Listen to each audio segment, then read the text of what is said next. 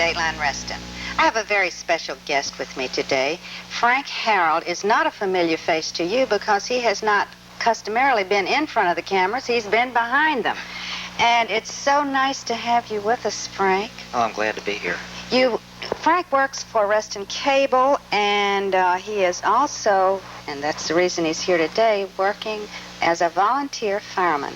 And I asked Frank to come today and talk to us about firefighting and about fire prevention and all kinds of things. I don't know that we're going to get around to everything we've got to talk about this morning, but I think it is interesting that you have been working in my studio for how many years? Oh, it's been close to 6. Six. Now. You've been here almost as long as I have, and I'm becoming the oldest fixture here.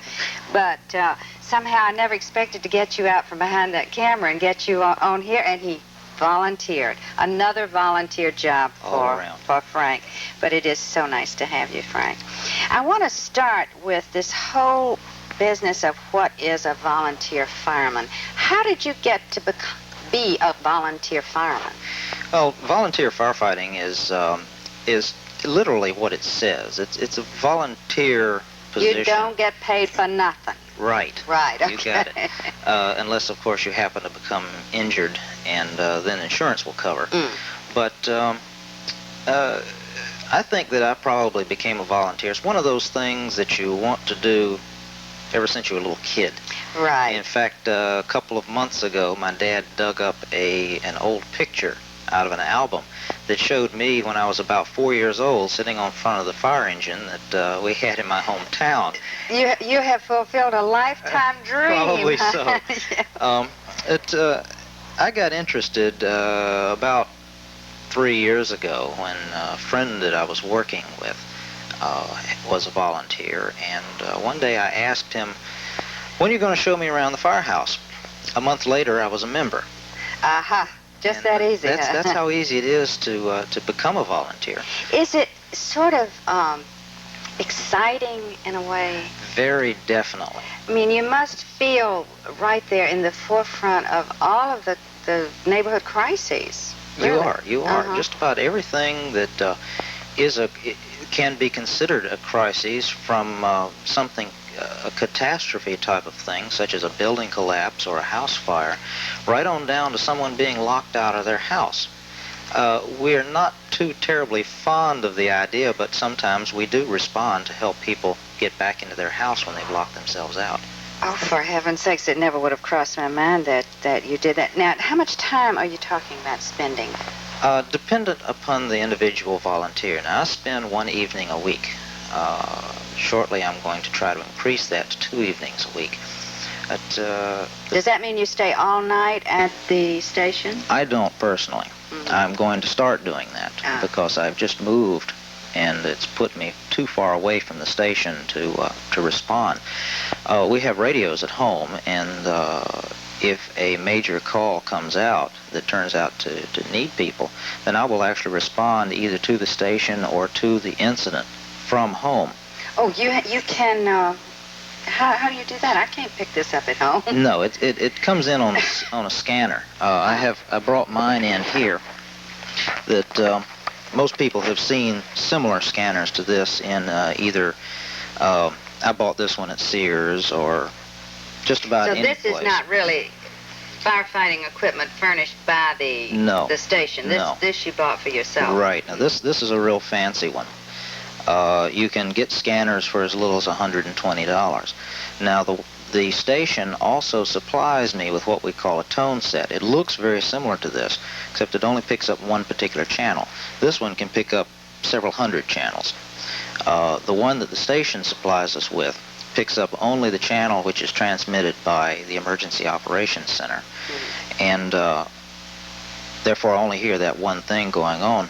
But it's what's called the tone set, and before a call, or as the call is being dispatched to tell which companies are supposed to go out, the Emergency Operations Center puts out a series of tones. If anybody's ever been around a firehouse, they eventually hear those tones. Are these just well, sounds, they are beeps, very loud beeps, and there are several different tones several different frequencies involved.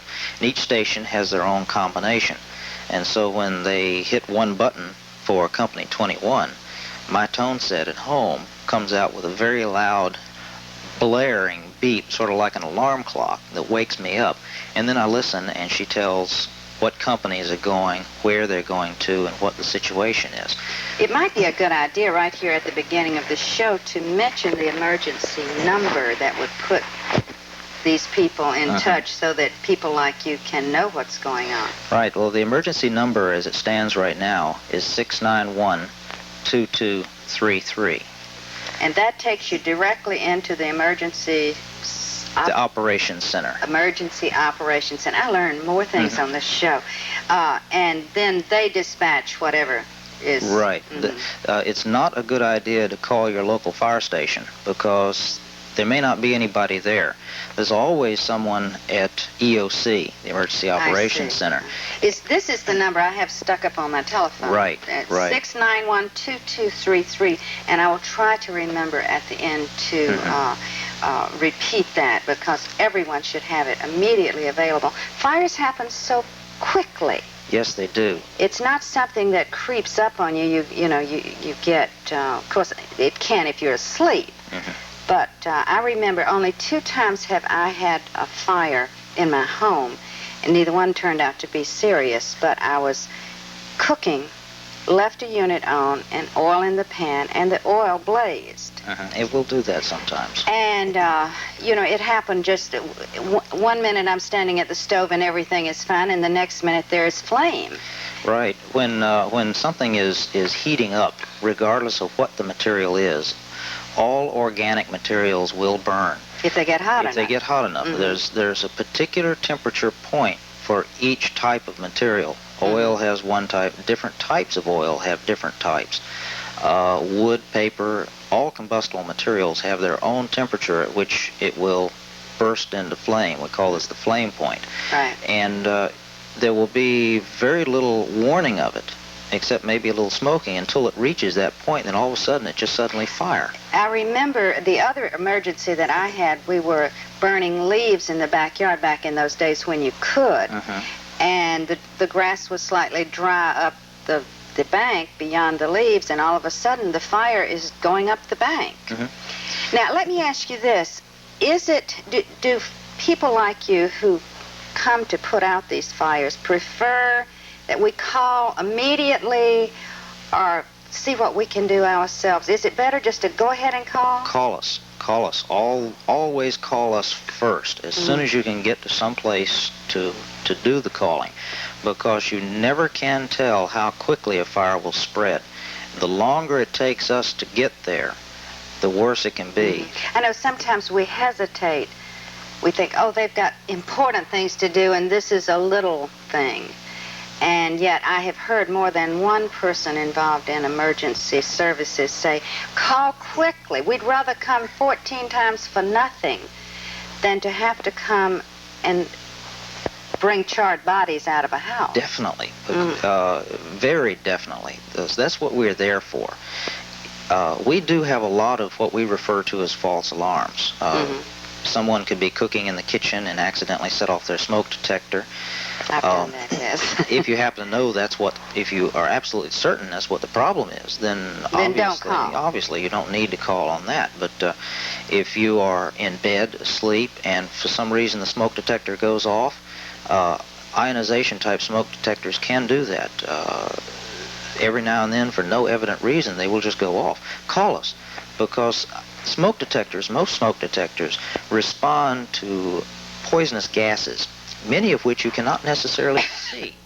I see. More people die in fires from smoke inhalation than they do from the actual fire. That doesn't sound like a whole lot. And up until about 50 to 75 years ago, it wasn't a whole lot. But nowadays, when a house or a building burns, we have lots of artificial products in there, particularly plastics and so forth. Right. And one of the most famous ones that's on the market right now is what's referred to as polyvinyl chloride. It's a real long name, but about 50% of the plastics in general use are made out of this. When it burns, it produces chlorine. Which is the same stuff that you have in a swimming pool. And you dive into your swimming pool with a very, very small amount of chlorine in it, and you can feel what that's doing to your eyes. Right. If it gets into the air in any quantity, it is deadly, particularly at night. Didn't we have just in the last few days on the news 2 people who had chlorine poison? I forget where, but it was just recently. Yeah, just recently in the news, 2 people, and I can't remember what the incident was, but it was happens chlorine. Very frequently. Pools are a major problem with chlorine poisoning and chlorine getting out, particularly the large swimming pools, because they don't use the type of solid chlorine in many cases that you do at home. Either they use a liquid chlorine, or the chlorine is more concentrated than that which you buy at the store to put in your own pool. And as a result, if not handled very, very carefully, it can get out. And when it does, it can produce very drastic effects. What it's actually doing is a chemical reaction that chlorine loves water.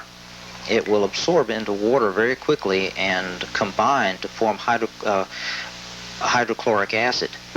And when you breathe chlorine into your lungs, you've got water in your lungs, which combines, and you suddenly have hydrochloric acid floating around in your lungs, which is not very good. Not good. No. Not good. Well, let's get on with our equipment here. I'm sure our viewers can see that we are surrounded by a multitude of equipment, and this is only the equipment that was portable enough to bring to the studio. We'll talk about some of the others. Where do you want to start, Frank? Well, let's see. Let's start at the top. Start at the top. Start at the top. All right. This is the helmet, which at this point all Fairfax County firefighters are wearing. Now, you're classified as a firefighter, and this, Right. you know, you mentioned before the show about the red hats, which we all love to see, you know, riding. But that's a step below this, right? Right. That's part of the training program. The red hat, we have red hats. If you see a firefighter around that has a hat that looks like this, except it's red, they are in training. They're not permitted to go into fires or any situations which are life-threatening, because they're not considered to have sufficient training to know how to get out well. They can come and be the support system around the fire, but not in the fire itself, I see. We actually call them red hats. We have called them red hats for Now, I many understand years. you're called black hats. Right. That doesn't make any sense to me, Frank. Well, it used to be. I meant to bring my other helmet, and I forgot it. I have an old helmet, which is black. It used to be that when you graduated from being a red hat, they gave you a black hat, and therefore they called you a black hat. That makes it easy for the people in charge, the officers, to tell who's trained and who isn't. But when they came out with these new helmets a couple of years ago, they decided to make them yellow so they'd be easier to see. Right. They certainly are very visible. I don't know how clearly the color cameras pick it up, but probably doing a lot of shining. Yeah, they're probably, very shiny. yes. They always tell me, don't bring shiny surfaces, right. Oh, this has also a piece that goes around the back of the neck, which helps to keep out heat. All of the fabric material which we use, let's go to the coat next. Okay. All of the fabric material which we use is made out of what they call Nomex, the outside. Nomex is a fire-resistant fabric. There is no such thing as a fireproof anything. Excuse me. Even a fireproof building is not a fireproof It's not building. fireproof. You may have the building constructed out of something which in itself does not want to burn, but you've got lots of things inside the building, like carpeting and chairs and paneling and paint. Most people don't think about it, but paint is usually highly flammable. Highly combustible, Even the modern latex paints will burn. They're not like the oil paints, which burn very readily, but they will burn because they're made out of organic materials, mostly petroleum products.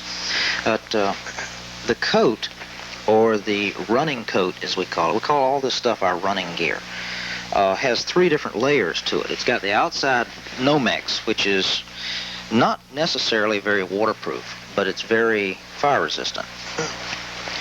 And then we have under the Nomex, if I can get it apart here, we have what they call the duck, quack type duck. This is the waterproof and steam resistant covering. Yeah, because you would have to have something that's waterproof. You generally, when you're in a fire, you generally tend to end up getting soaked. regardless of what kind of clothing you have on you. But the most dangerous part is steam. The average firefighter can stand about 400 degrees of heat, of dry heat, for about a half an hour. However, as soon as you add water to that heat, it will burn the living daylights out of you. Of course, steam is one of the worst burns I ever had. Was a steam burn right on the back of my arm where I opened a pot and the steam came toward the front and blistered me. A good way of comparing that is to think of your kitchen. Everybody, I think, knows what happens if they spill boiling water on them. Boiling water is at 212 degrees. It won't get any higher. However, you can open an oven door and look right straight into the oven at 400 degrees, and it doesn't bother you. That's right. That's because it's dry heat.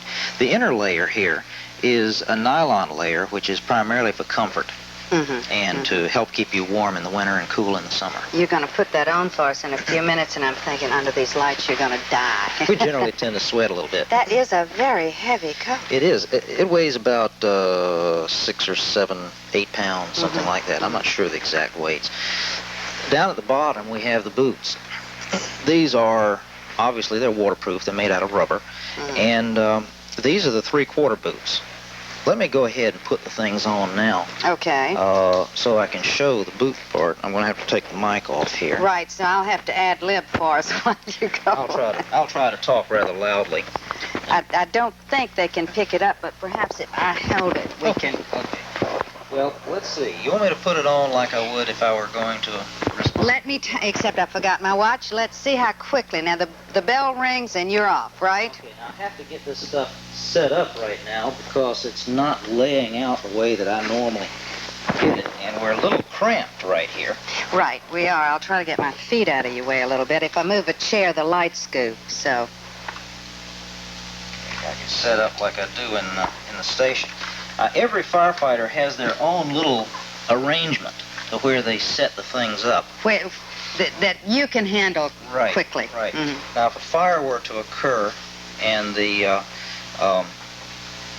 tones go off, first thing is to run towards the equipment, pull the shoes off. Usually I put on the helmet first, then the coat.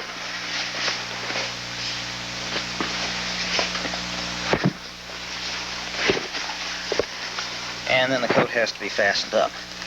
This part can usually be done on the way to the fire, because unless the fire happens to be right next door, we have anywhere from 30 seconds to 5 minutes, depending on where it happens to be. Now, you are situated at, you told me and I've forgotten. We're at Navy Vale. Navy Vale. Now, do you serve Reston? Yes. Now, Reston has 2 of its own stations. However, Navy Vale has what we call the piece that I ride most of the time, which is referred to as the squad truck. Now, the squad truck is a piece of heavy rescue material. There's the equipment. And there you are. Less gloves. They can be and put gloves, on, of course. You have to have the gloves. And you are melting, right? Not yet, actually. It's very good. It's very good insulation in both directions. Matter of fact, right now, for the next couple of minutes, I'm going to be cooler than you are. Oh, for heaven's sake. Because you've got those lights shining down on you. And I'm being insulated in both directions, from inside and outside. However, in a little while, you begin to get quite warm. Your body heat, then, I guess. Your body heat builds up inside. Now, this is the way that I would respond. I probably would not pull the neck cover down to an auto accident or to some type of rescue type of arrangement. Now, if we have a situation involving a fire or a possibility of a fire or an auto accident that might possibly catch on fire, then we add the Scott tank. Okay. Hold the mic again here. Now, we call these Scott tanks that because of the brand name that we use in Fairfax County. There are several other companies. However, the Scott is the one that's most preferred. Seems to be the... Oops. I tend to forget this part, right? Oh, yes. because I don't use it all that much. Anytime you go into a fire, that has to come down. But when I'm going to an accident or something, I don't usually pull that down, and that's what I do most of the time. Now, the Scott tank weighs about 20 pounds, 30 pounds. And there are several ways of donning it. I prefer this way. It weighs about 30 pounds? Yeah.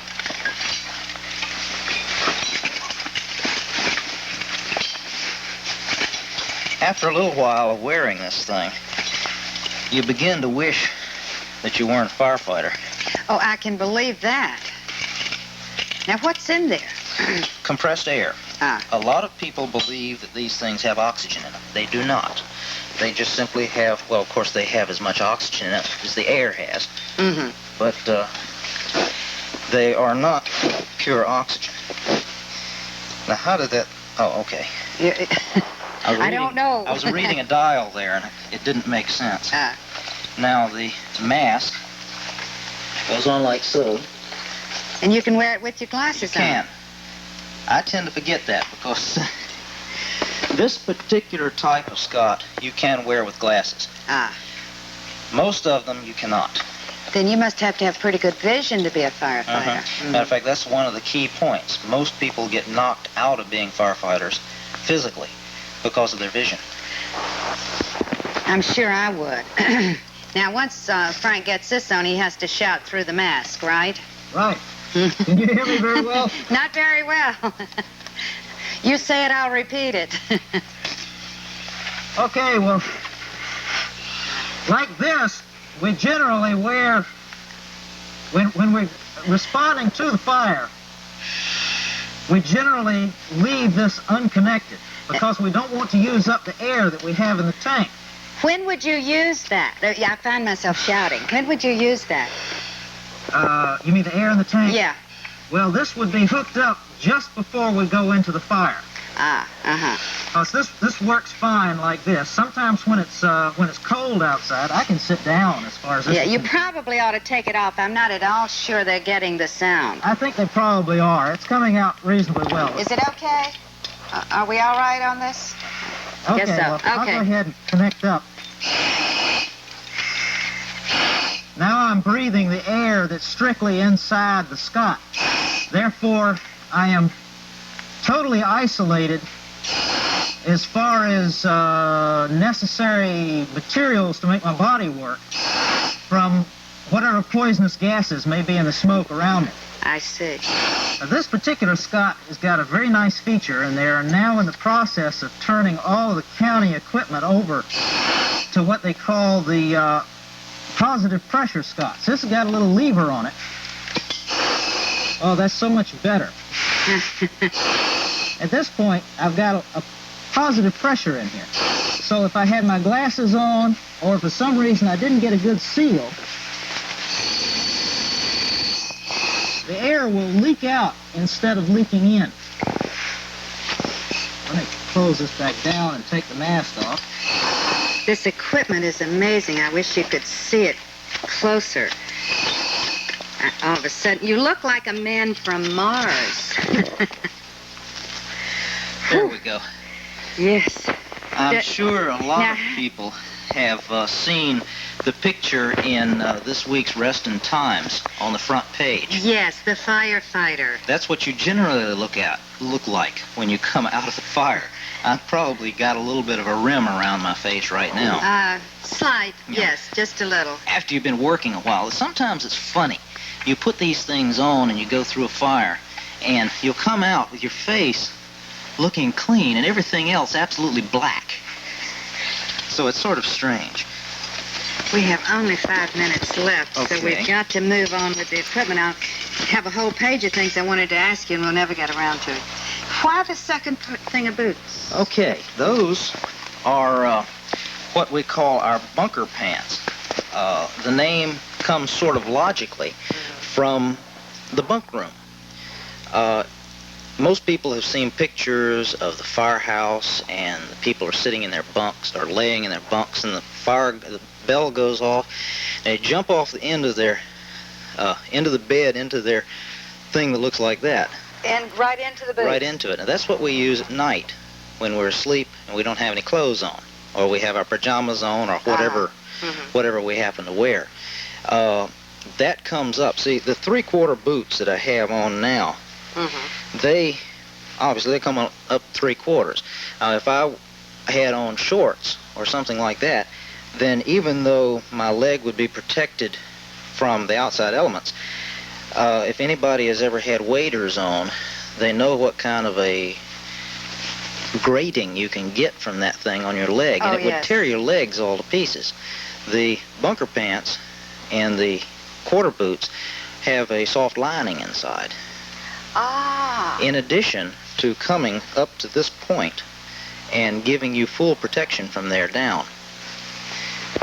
It takes too long to get your pants on and to get into these things. How quickly do they expect you to be out of there?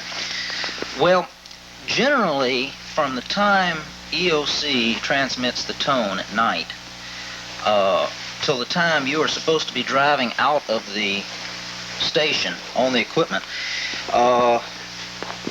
we try to have it less than a minute and a half. Usually it's less than that. See, I'll just pull these off real quick and drop them and pop these on. Okay, now this is the nighttime boots, right? Now, it's not designed to be worn with pants, so we shall see. Be a little tight. Get back over here. You ever wonder why a fireman wears red suspenders? Why?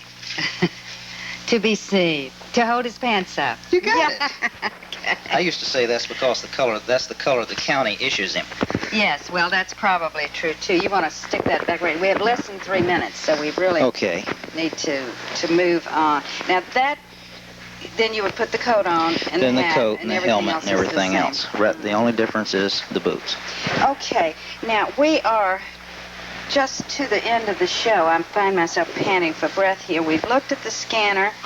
We've looked at the... Oh, I wanted to tell you, you are basically rescue. Right. Now, talk just a minute or two about the equipment not here Okay, well, in the heavy rescue operations, I do believe I've moved a little bit. In the heavy rescue operations, we tend to use the power tools, such as the famous Hearst tool or Jaws of Life. That was the one I was talking to you about. The Hearst tool is an extrication device, which is very useful in trying to get cars torn apart. We used to say we would, in olden days, we would take the people out of the car, and now we take the car apart from around the people. It's a fantastic instrument. I have seen it demonstrated, and it may very well have been what you did here at the studio. Our time is up, though. Frank Harrell, I would like to thank Frank for being with us today and talking about firefighting, and they do need volunteers. If you are interested in volunteering as a firefighter, then by all means call him. What number? Well, I don't have a number for that, but the best thing to do is to contact the nearest volunteer fire station. And they will tell you what the training is. It is strenuous training, but it is a service that I'm sure is gratifying. It definitely is. The emergency number in case of fire, 691-2233. Thank you very much, Frank. You're welcome. Thank you for watching, and we'll see you next time.